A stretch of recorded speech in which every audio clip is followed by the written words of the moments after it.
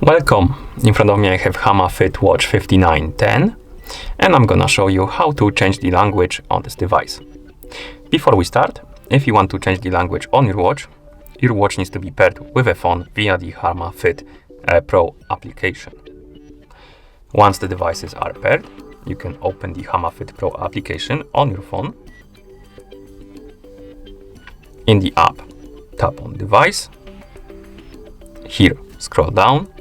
Tap on Other Setting or Settings, and then tap on Device Language.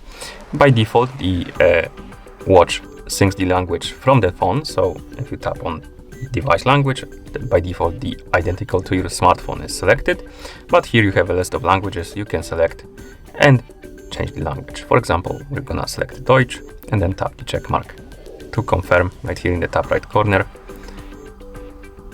And as you can see, it said settings saved, so when I wake up the screen on our watch, open the menu, the language should be changed to Deutsch. Now let's change it back to English quite quickly, like that. And again, if you wake up the screen, open the menu, the language should change. And that's how you change the language on this device.